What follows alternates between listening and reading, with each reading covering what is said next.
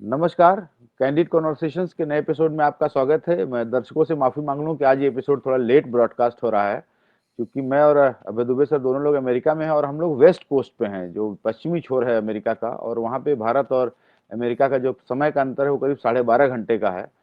तो उस लिहाज से थोड़ा-सा हम लोग की रिकॉर्डिंग में लेट हो गई है, तो उसके लिए माफ़ी चाहते हैं। लेकिन सर, जो हम लोग यहाँ से बैठ के देख पा रहे हैं, वो सबसे ज़्यादा ज़रूरी, जो सबसे गर्म है मुद्दा, वो है बिहार का चुनाव। और बिहार का चुनाव फिलहाल अभी सीट शेयरिंग और सीटों के डिक्लेरेशन पे लिस्ट जारी हो रहे हैं, वहाँ तक पहुँचा है। एनडीए ने पहले लिस्ट जारी की, और वहाँ भी ज़ाहिर-सी बात है, हर बार जब भी किसी गठबंधन में सीटें जारी होती हैं, तो थोड़ी खींचतान मचती है। एनडीए में तो यहाँ तक उपेंद्र कुशवाहा ने कहा कि nothing is well in the NDA. अब वही हाल महागठबंधन में है। कुछ सीटों पे आरजेडी के अलावा कांग्रेस ने 10-11 सीटों पे अपने कैंडिडेट उतार दिए हैं, और खींचतान एक मची हुई है। उसमें एक ज़्यादा बड़ी बात है कि झारखंड मुक्ति मोर्चा को एक भी सीट नहीं दी गई है लड़ने के लिए, और वो कह रहा है कि हम चुनाव से बाहर रहेंगे, हम चुनाव नहीं लड़ेंगे। और वो नाराज़ हैं कि हम लोग फिर झारखंड के चुनाव में भी इसको देखेंगे कि साथ रहना है कि नहीं रहना है। मेरा सर सवाल ये है कि ये जो झगड़ा है, ये सिर्फ उत्साह दिखाने का एक तरीका है कि नहीं नहीं, हम इतने स्ट्रांग हैं हर सीट पे, हम ज़्यादा सीटें चाहते हैं, ये एक पॉजिटिव सेंस में। लेकिन हमारा मीडिया चूंकि वो महागठबंधन को ज्यादा दिखा रहा है कि महागठबंधन टूट के कगार पे पहुंच गया है, कुछ नहीं है, या आपको लगता है कि सेटल हो जाएगा? और ये एक स्ट्रेटजी ये भी होती है कि मतलब दिखाया जाए कि नहीं नहीं, हमारे पास दम है, ऐसा नहीं कि हम 20 सीट 25 सीट मान जाएंगे, हमें हमें हर आदमी को 70 सीट चाहिए। आप इसको कैसे देख रहे हैं? देखिए, मेरी पहली प्रतिक्रिया तो ये है ज्ञानेश जी कि मैं ये मानता रहा हूँ और मुझे दिखाई भी पड़ रहा है, अभी भी दिखाई पड़ रहा है कि एनडीए में तो न केवल इस चुनाव से, पिछले चुनाव से ही कुछ भी ठीक नहीं है। जो उपेंद्र कुशवाहा ने कहा है, मैं उनकी बात से सहमत हूँ। पिछले चुनाव में तो भारतीय जनता पार्टी ने चिराग पासवान के साथ मिलकर एनडीए के अंदर एक तरह का नीतीश कुमार के खिलाफ एक तख्ता पलट आयोजित किया था। अच्छा, उसके बाद में बहुत उतार-चढ़ाव हुआ। नीतीश कुमार इधर गए, उधर गए, फिर इधर आ गए। तो एनडीए में अगर ये ऐसा हो रहा है, तो मुझे उसमें कोई ताज्जुब नहीं है, क्योंकि भारतीय जनता पार्टी की महत्वाकांक्षाएँ साफ और खुली हुई हैं। वो बिहार की मुख्यमंत्री के पद पर अपना कब्ज़ा करना चाहते हैं। चिराग पासवान उनके साथ मिले हुए हैं। उपेंद्र कुशवाहा और जीतन राम मांझी और जनता दल यूनाइटेड में एक अघोषित गुट बना हुआ है। तो वहाँ तो जो हो रहा है, वो तो एक तरह से हम लोग लगातार उसकी व्याख्याएँ कर ही रहे हैं, समझ ही रहे हैं, और बिहार की जनता भी उसको देख रही है, दूसरी राजनीतिक शक्तियाँ भी देख रही हैं, प्रशांत किशोर भी इसको देख रहे हैं, ये सब चल रहा है। ताज्जुब की बात ये है कि महागठबंधन में ये क्यों हो रहा है? भई, महागठबंधन की जो एकता दिखाई पड़ रही है हमें, उस एकता के पीछे केवल केवल सीटों का बँटवारा और सीटों का तालमेल नहीं है। उस एकता के पीछे एक आंदोलनकारी संयुक्त कार्यक्रम भी है, जो उन्होंने वोटर अधिकार यात्रा के ज़रिए स्थापित किया, बनाया, उसके बाद में बिहार अधिकार यात्रा के ज़रिए जिसको और पुष्ट किया गया। तो जब कुछ दलों के बीच में एक आंदोलनकारी संयुक्त कार्यक्रम होता है, तब उनसे उम्मीद की जाती है कि वो बेहतर एकता का प्रदर्शन करेंगे। लेकिन वो भी, उनका भी आचरण तकरीबन वैसा ही है जैसा कि आचरण एनडीए एनडीए के घटक दलों का है। इसका मतलब ये है कि ये गठजोड़ राजनीति है। मतलब हम लोगों को चुनावी संभावनाओं में विचार करते समय गठजोड़ राजनीति के किरदार पर भी विचार करना चाहिए। इसका मतलब ये है कि गठजोड़ राजनीति हमारे लोकतंत्र के जो मूल्य हैं, उनको मजबूत करने की बजाय लगातार सीटों के बँटवारे, आपसी झगड़े और बहुत ही क्षुद्र और जिसे कहते नहीं, अल्पकालीन राजनीति के आग्रह के कारण निरंतर लोकतांत्रिक मूल्यों को कमज़ोर कर कर रही है। पहला पहला तो मेरे ऊपर ये इसका प्रभाव ये पड़ा है कि मैं इस तरीके से इसमें सोचूँ। अच्छा, दूसरे, महागठबंधन को ये भी सोचना चाहिए कि अगर इस चुनाव में वो चूक गया और हरियाणा और महाराष्ट्र की तरह ही बाजी उसके हाथ से निकल गई, तो देखिए राज्यों की राजनीति में उसकी स्थिति बहुत कमज़ोर हो जाएगी। महागठबंधन के लिए बहुत ज़रूरी है कि अगर वो राष्ट्रीय राजनीति में अपने आप को एक जीतने वाली शक्ति के रूप में स्थापित करना चाहते हैं, तो उन्हें एक बड़ा चुनाव जीतना ज़रूरी है उनके लिए। और ये जब से लोकसभा चुनाव हुआ है, ये कोई बड़ा चुनाव नहीं जीते हैं। जो झारखंड की जीत हुई थी, वो जीत देखा जाए तो वो और इंडिया गठबंधन की जीत नहीं थी। थे तो उसमें सभी शामिल। वो जीत तो दरअसल हेमंत सोरेन की जीत थी और झारखंड मुक्ति मोर्चे की जीत थी। उस झारखंड मुक्ति मोर्चे की जीत थी जिसको इस बार आप बिहार चुनाव में कोई लिफ्ट नहीं दे रहे, कोई सीटें नहीं दे रहे, और वो एक तरह से आपके खिलाफ उन्होंने बगावती कर दी है। और वो तो ये कह रहा है कि हम इंडिया गठबंधन से ही बाहर निकल जाएँगे। तो ये जो स्थिति, बहुत दुखद स्थितियाँ हैं। राहुल गांधी से हम लोगों को ये उम्मीद थी कि वो ऐसा नहीं होने देंगे। तेजस्वी यादव से हम लोगों को उम्मीद थी कि वो ऐसा नहीं होने देंगे। लेकिन ये लोग भी अ, या तो गठजोड़ राजनीति को कैसे प्रबंधित किया जाता है, इस बारे में अपनी अक्षमता दिखा रहे हैं, या इनके मन में भी कुछ ऐसी महत्वाकांक्षाएँ हैं जो दरअसल इनकी राजनीतिक हैसियत से मेल नहीं खाती। अब जी, नहीं। कांग्रेस ठीक है, राहुल गांधी की लोकप्रियता बढ़ गई है बिहार में, हम लोग समझ सकते हैं इस बात को, हम लोग कहते भी रहे हैं, और राहुल गांधी की देश भर में भी लोकप्रियता बढ़ी है, ये भी बात भी सही है। उनकी पूरी शख्सियत में चमक आई है। लेकिन ये अचानक मान लेना कि अब वो बहुत बड़े पैमाने पर चुनाव जीतने वाली पार्टी बन गए हैं, ये तो बहुत नासमझी वाली बात है। आप जी, कुछ नहीं, कहना चाहेंगे? मैं जहाँ तक खबरें आ रही हैं कि राहुल गांधी के एक जो बहुत खास आदमी है कृष्णा अलावरू, जो इस समय बिहार चुनाव के प्रभारी हैं, चूँकि उन्होंने तेलंगाना जिता करके दिया है, तो लोगों का विश्वास है कि वो काफ़ी अच्छे रणनीतिकार हैं। हो सकता है उन्होंने डिलीवर किया हो, लेकिन जो बिहार का समीकरण है, उसमें न कांग्रेस तो अकेले जीत नहीं सकती है, वो एक सहयोग कर सकती है आरजेडी को जिताने में। हुँ, तो ये दंभ भरना कि अभी से हमको ज़्यादा सीटें दीजिए, और ऐसा शुरू में लग रहा था कि लोग कहते हैं ना कि नहीं, 2, 4, 5 सीटों को ऐसे गठबंधन नहीं टूटेगा, कोई नाराज़गी नहीं होगी, हम नरम-गरम सह लेंगे। लेकिन हम भी कांग्रेस यही कह ऐसा रहे लग रहा थे। है कि इसमें ज़्यादा जोश में वो कह रही है कि अब हम बीएमसी का चुनाव भी अकेले लड़ेंगे। वो शायद कृष्णा अलावरू, और ऐसा कहा जा रहा है कृष्णा अलावरू को राहुल गांधी ने फ्री हैंड दिया कि नहीं, नहीं तुम टिकट जारी करो। 10-11 सीट पे जो है वो मतलब रिपीट दो, उनके आरजेडी के अगेंस्ट खड़ा कर दो। ये शायद फ्री हैंड उनको राहुल गांधी ने दिया है। ये थोड़ा आपको दम्भ लग रहा है कांग्रेस का कि यहाँ पे बहुत बड़ी गलती करने जा रहे हैं वो लोग? नहीं, अगर कांग्रेस ऐसा कर रही है, तो ये बात दरअसल उस आश्वासन के विपरीत जाती है, जो कि राहुल गांधी ने वोटर अधिकार यात्रा के दौरान सब लोगों को दिया था। राहुल गांधी ने क्या कहा था? राहुल गांधी ने कहा था कि हम अपना घोषणा पत्र भी अलग से जारी नहीं करेंगे। हम लोग मिल-जुल के घोषणा पत्र जारी करेंगे। वो घोषणा पत्र कहाँ है? मिल-जुल के घोषणा पत्र जारी करने का मतलब ये हुआ कि सारे दल अलग-अलग ज़रूर हैं, दरअसल वो एक पार्टी के तौर पर चुनाव लड़ रहे हैं। यही तो हुआ इसका मतलब। तो वो सब कहाँ है बात? अभी ये कुछ दिन पहले जब आप सोशल मीडिया की जंग में और दूसरे प्रचार की जंग में भारतीय जनता पार्टी को हराते हुए दिख रहे थे वोटर अधिकार यात्रा के दौरान, अब अचानक आप बिल्कुल इस तरह का आचरण करने लगे हैं, कर रहे हैं, जैसे कि कोई आपके सामने कोई राष्ट्रीय परिप्रेक्ष्य है ही नहीं। बिहार चुनाव ही उनके राजनीतिक जीवन का अंतिम लक्ष्य बन गया है। राहुल गांधी के जीवन का अंतिम लक्ष्य तो बिहार चुनाव नहीं है। तेजस्वी यादव इस तरह की हरकत अगर करें तो समझ में आती है बात। क्योंकि भाई उनका उनका तो अभी लक्ष्य यही है किस तरह बिहार में मुख्यमंत्री बना जाए। उनके पिताजी ने जो किया था, उस काम को वो भी करके दिखाएँ। तो राहुल गांधी को तो दूसरे तरीके से सोचना चाहिए। राहुल गांधी को अगर 3, 4, 5 सीटें कम भी मिले तो उसमें क्या दिक्कत है? भई 52 सीटें, जहाँ तक मेरी जानकारी है, शुरू से ही तेजस्वी यादव राहुल गांधी को 52 सीटें देने के लिए तैयार। उसके बाद में और ऐसा लग रहा था कि 52 नहीं तो 57 नहीं तो 60 सीटों की तक समझौता हो जाएगा। उसके बाद क्या हुआ? उसके बाद ये लगा, मुकेश सैनी को बता दिया गया कि तुम्हें इतनी सीटें मिलेंगी। तो मुकेश सैनी ने शुरू में उसके ऊपर कोई विपरीत प्रतिक्रिया नहीं की। फिर अचानक मुकेश सैनी की भी जो महत्वाकांक्षाएँ थी, उन्होंने करवट करवट ली और वो तरह-तरह की माँगें करने लगे, और उन्होंने न केवल माँगें करने लगे बल्कि वो पूरे महागठबंधन की रणनीति के बारे में फ़तवे देने लगे कि ऐसा-ऐसा करना चाहिए, वैसा-वैसा करना चाहिए। जैसे इतनी हैसियत तो उनकी भी नहीं है। इन्होंने ये माँग रखी कि हमको उप मुख्यमंत्री प हम जीते तो हमें उप मुख्यमंत्री बनाया जाएगा, ये पहले से घोषित कीजिए। ये कहने लगे वो। फिर तेजस्वी यादव में और कांग्रेस के बीच में इस बात की बहस चली कि अगर मुकेश सैनी को सीटें और बढ़ा के देनी है, तो वो किसके कोटे से दी जाएँगी? कांग्रेस ने कहा हमारी सीटें तो पहले ही कम कर दी गई हैं, हम अपने कोटे से तो एक भी नहीं दे सकते। तो इस तरह की बहस चली। तो कुल मिलाकर देखा जाए कि चाहे एनडीए हो, चाहे महागठबंधन हो, राजनीति करने की शैली दोनों की एक सी दिखाई पड़ रही है। मतलब सब सैद्धांतिक आप बात करते हैं तब तो अलग-अलग बात होती है। हुँ। लेकिन जब व्यवहार में राजनीति करने की ज़मीनी शैली की बात आती है, तो दरअसल एक ही तरह का वो लोग आचरण करते हुए नज़र आते हैं।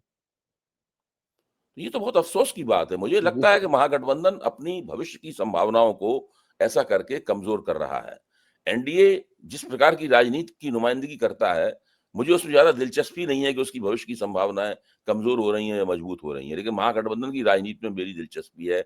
हम सब लोग चाहते हैं कि विपक्ष मजबूत हो। विपक्ष तभी मजबूत होगा जब विपक्ष चुनाव जीतेगा। चुनाव जीते बिना विपक्ष कम मजबूत थोड़ी ना होगा।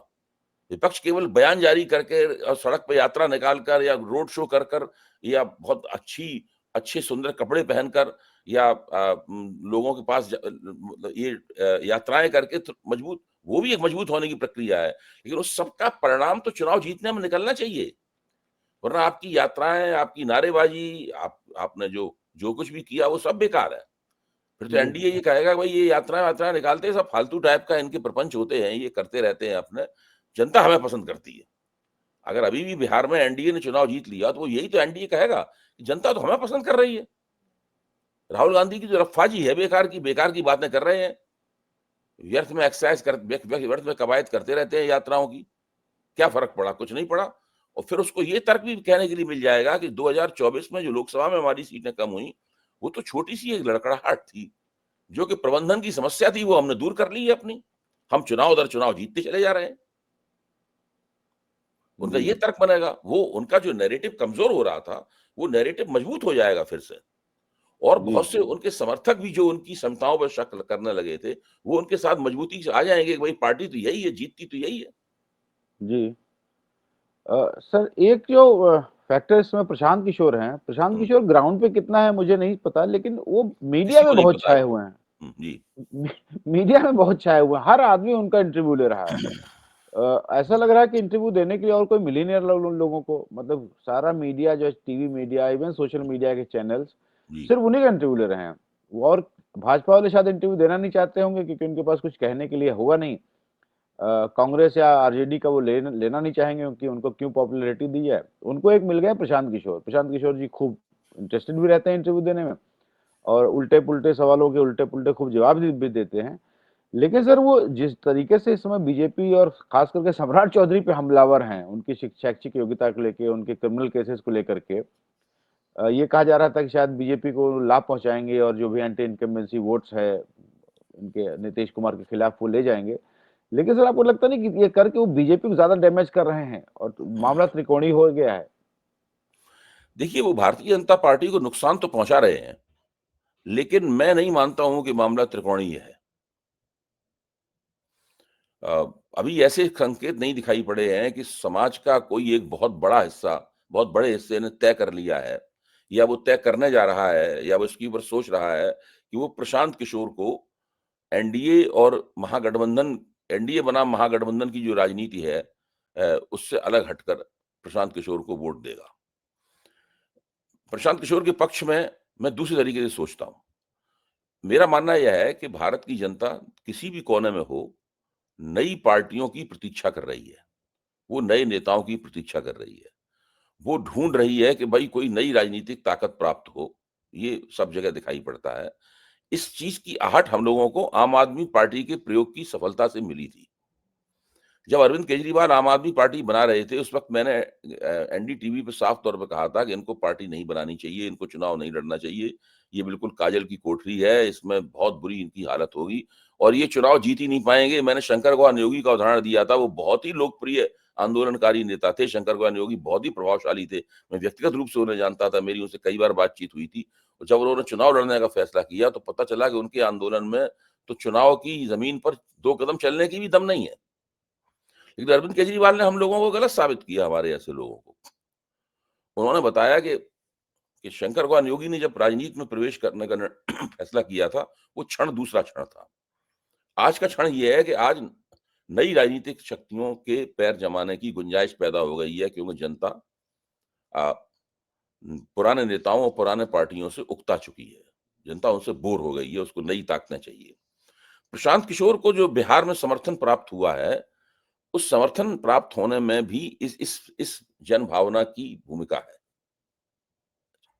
तो ये तो ठीक बात है मतलब जो है। और उन्होंने मेहनत भी बहुत की, ये भी ठीक बात है। उनका तरीका दूसरी पार्टियों के तरीकों से अलग है, मतलब कुछ उनका तरीका वैसा तरीका है जैसे कि वो कंपनी चला रहे हों, ये भी बात ठीक है, मतलब हमें उस तरीके पे भी आपत्ति नहीं है, उस तरीके की भी परीक्षा है भाई। ये कोई किताब में थोड़ा लिखा हुआ है कि आप एक ही तरीके से राजनीति करेंगे, राजनीति आप कई तरीके से कर सकते हैं। मुख्य तौर पे तो आपको वोट चाहिए, मुख्य तौर पे तो आपको अपनी बात जनता तक पहुँचाने का तरीका चाहिए, मुख्य तौर पे तो आपको कार्यकर्ताओं की एक बड़ी मंडली चाहिए, वो चाहे कार्यकर्ता विचारधारा का नारा लगाते हुए आएँ, चाहे तनख्वाह पे आएँ, किसी तरीके से आएँ। उनका एक अलग मॉडल है, ये भी बात सही है। लेकिन ये सब करने के बावजूद अभी ऐसे कोई पुख्ता निशान नहीं प्राप्त हुए हैं, जैसे पुख्ता निशान आम आदमी पार्टी को लेकर पंजाब में और दिल्ली में दिखाई पड़े थे एक ज़माने में। ऊपर से दिखता था साहब कि ये पार्टी आगे बढ़ रही है, इस पार्टी को रोकना मुश्किल है। प्रशांत किशोर जी के साथ ये है कि वो बहुत वक्तृत्व कुशल हैं, बहुत अच्छी तरीके से हिंदी, अंग्रेजी में अपनी बात करते हैं। उनके पास एक पॉलिटिकल फ्रेमवर्क होता है और जब उससे गलती होती है, तो वो गलती मान भी लेते हैं। ऐसे लोकसभा चुनाव में उन्होंने कहा था भाई अब कि जो नरेंद्र मोदी जो कहते थे, वही प्रशांत किशोर कहते थे। बाद में उन्होंने कहा, "भई हमारा अंदाज़ गलत निकला, हमने मान लिया गलत।" अच्छा, उसमें लोगों ने कहना शुरू कर दिया कोई बीजेपी की बी टीम है, ये सब बहुत आसान किस्म का आरोप होता है। आप किसी के ऊपर भी लगा दें, ऐसा ऐसा होता नहीं है दरअसल। तो अभी वहाँ त्रिकोणात्मक नहीं हुआ है मामला। लेकिन प्रशांत किशोर ने ये ज़रूर उनको दिख गया है कि उनकी भी राजनीति का भविष्य इसी में निहित है कि एनडीए चुनाव हार जाए। वो चुनाव इस बार जीत पाएँगे कि नहीं जीत पाएँगे, ये उन्हें भी नहीं पता होगा। लेकिन ये वो समझ गए हैं कि एनडीए अगर कमज़ोर होगा, तभी वो आगे बिहार की राजनीति में टिक पाएँगे। तो उसके लिए उन्होंने अपने हमले का फ़ोकस महागठबंधन और ख़ास तौर से लालू यादव का परिवार को हटाकर उन्होंने भारतीय जनता पार्टी और इन एनडीए के ऊपर फ़ोकस वहाँ कर दिया है। इसलिए अटैक वो कहाँ कर रहे हैं। इससे महागठबंधन को समस्या ये पैदा हुई है कि उनका नेतृत्व संदिग्ध हो गया है। उनके नेतृत्व की निष्ठा संदिग्ध हो गई है। जनता के बीच में ये वो नहीं कह सकते उनके पास एक ऐसा नेतृत्व है जो लोकप्रिय नेतृत्व है, जनता उसको पसंद करती है। एक तरह से एनडीए नेतृत्वहीन पार्टी, नेतृत्वहीन संगठन हो गया है। जी सर, मेरा एक और सवाल है। अभी एक अनुपम युवा हल्ला बोल के नाम से जो पहले योगेंद्र यादव के साथ काम करते थे, उन्होंने कांग्रेस ज्वाइन की।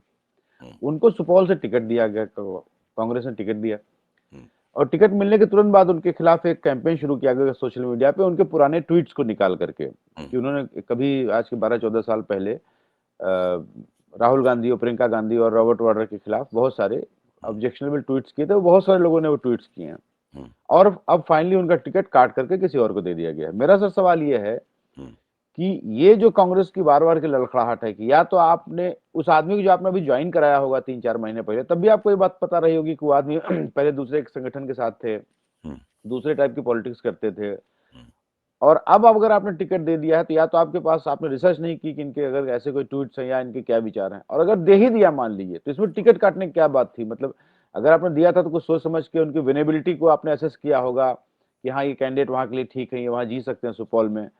तो सिर्फ इसलिए कि उन्होंने कभी 14 साल पहले ट्वीट किया था इसलिए आप टिकट बदल देंगे, या वो हारने वाले थे तो आपने टिकट उनको क्यों दिया था? ये सब जो फंड करती है कांग्रेस चुनाव में, इसका क्या इलाज है सर? असल में है ये कि पार्टियों के बीच में हमेशा गुटबाजी चलती रहती है। पार्टियों के भीतर जो है हमेशा गुटबाजी चलती रहती है। हम लोग पार्टियों को उनके नेताओं की गतिविधियों और उनके वक्तव्यों के ज़रिए समझने की कोशिश करते हैं। नेता वो भी एक तरीका है, लेकिन इसके साथ दूसरा तरीका भी होना चाहिए कि पार्टी के भीतर जो शक्तियों का संतुलन है, वो किस तरीके से काम कर रहा है। अब मुझे नहीं पता है, अनुपम जी को मैं जानता हूँ, उनसे मेरी कई 1-2 बार बातचीत हुई है, टीवी भी चर्चाओं में भी आए हैं, जब वो उधर थे कांग्रेस के खिलाफ भ्रष्टाचार विरोधी आंदोलन दौरान, और उसके बाद वो उस वक़्त से भी हम लोग परिचित हैं आपस में।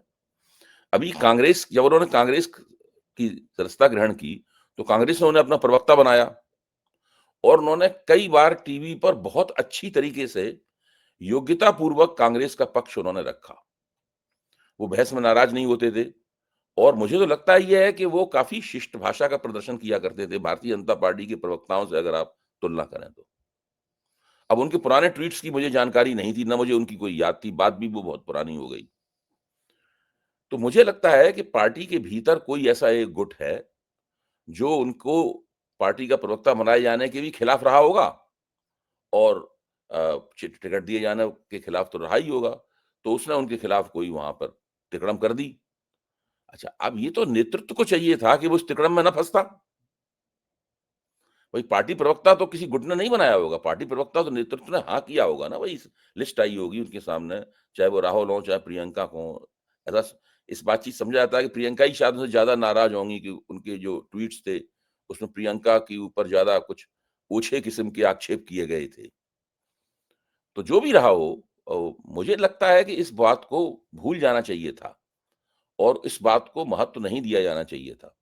अ, और उनको टिकट दिया गया था तो उनको चुनाव लड़वाना चाहिए था।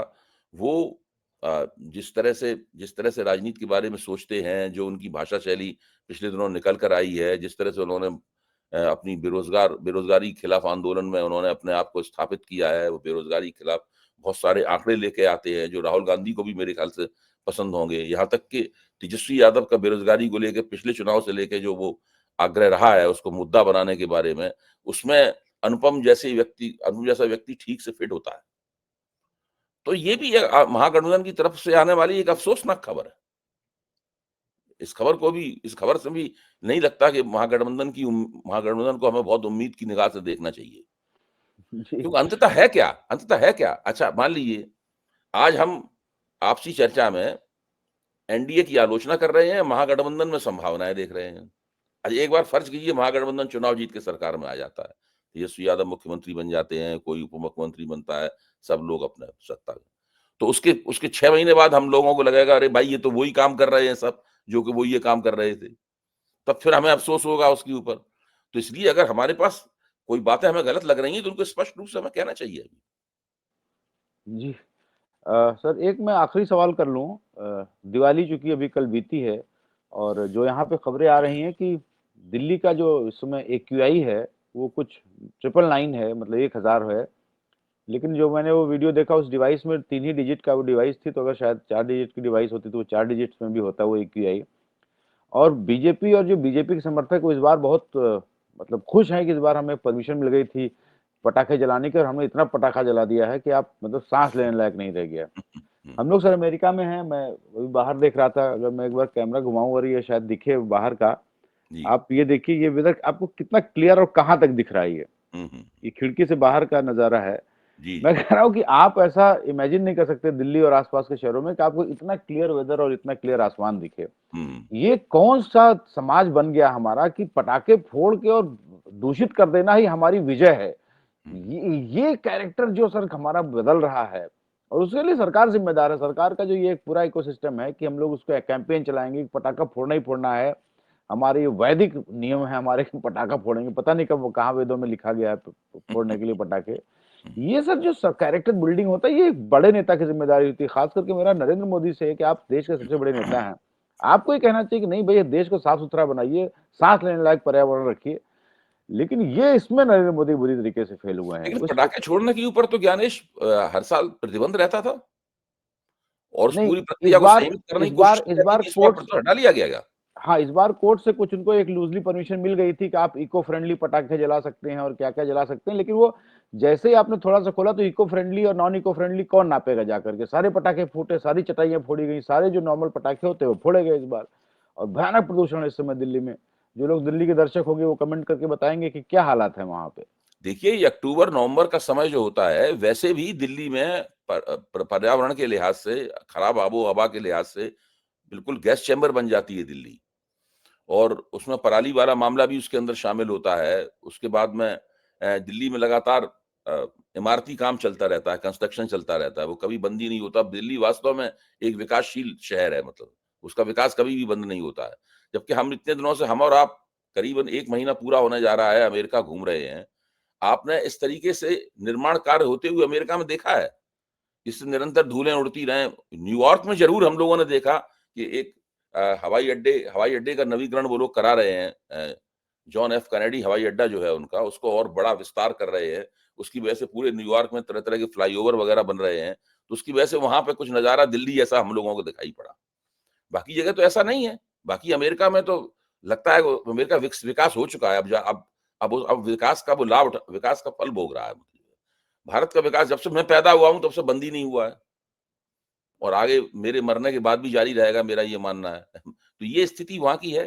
तो पहले से ही अक्टूबर और नवंबर के महीने जो हैं दिल्ली के लिए बहुत नाज़ुक महीने थे और उन नाज़ुक महीनों में ही दिवाली का त्योहार पड़ता है। ऐसे में पिछले सालों में तो बहुत कम से कम सरकार के तौर पर ये सख्ती थी कि आप ये पटाखेबाज़ी ना करें। तब भी पटाखे चलते थे, लेकिन उस सख्ती के कारण कुछ कम चलते थे थोड़े बहुत, थोड़ी-सी उनकी मात्रा कम होती थी। जैसा कि आपकी रिपोर्ट है कि इस बार वो मात्रा भी उन्होंने भंग कर दी। तो जो स्थिति है, फिर से मैं कहूँगा कि जिधर भी आप नज़र दौड़ाइए, उधर ही अफ़सोसनाक स्थिति दिखाई पड़ती है।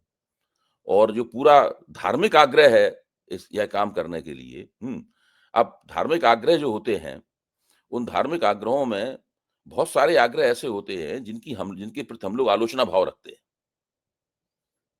जैसे कि छुआ-छूत वाला आग्रह है। हैं? बहुत सारे आचरण हैं इस तरह के धर्म के, या जातिगत ऊँच-नीच का आचरण आचरण है। बहुत सारे आचरण या महिलाओं के प्रति कुछ खास तरह के व्यवहार हैं। इन सब को हम लोग आलोचना करते हैं, हमारे समाज सुधार आलोचना करते रहे और उनकी निंदा होती रही। ये पटाखे चलाने के ऊपर भी बहुत से लोग बहुत तरीके से, जैसे पशुओं की हालत खराब हो जाती है। अ, कुत्तों के कानों में बहुत भयानक पटाखों की आवाज़ से दर्द होता है। दूसरे पशु भी बहुत परेशान रहते हैं जब आप बुरी तरीके से पटाखे चलाते हैं। तो ये एक मानवीय दृष्टि है। अगर इस दृष्टि से अगर आप देखें, पर्यावरण की दृष्टि से देखें, वो भी एक मानवीय दृष्टि है। उस दृष्टि से अगर आप देखें तो आपको दिखाई पड़ेगा कि पटाखे चलाने में एक संयमित अ, तरीका अपनाना चाहिए उसका। लेकिन भारतीय जनता पार्टी अ, को इस बात का कोई ख़्याल नहीं है। इन लोगों के पास कोई भविष्य दृष्टि नहीं है और भविष्य दृष्टि इनके पास नहीं होती है, उनका वर्तमान भी खराब हो जाता है। तो भारतीय जनता पार्टी दिवाली का उदाहरण बताता है कि ये अपने भारत के वर्तमान को खराब करने में बेहिचक लगी हुई है। जी, तो आज के लिए सर हम लोग इतना ही और मैं दर्शकों से बता दूँ कि हम लोग की यात्रा समाप्ति की ओर है। बस हम लोग 2-3 दिन के बाद जो है वो भारत वापस आने वाले हैं। हुँ, तो अगले एपिसोड में भारत से मुलाकात होगी। तब तक के लिए धन्यवाद और सर हमसे बात करने के लिए बहुत धन्यवाद। दर्शकों का भी बहुत धन्यवाद। Thank you so much. मुश्किल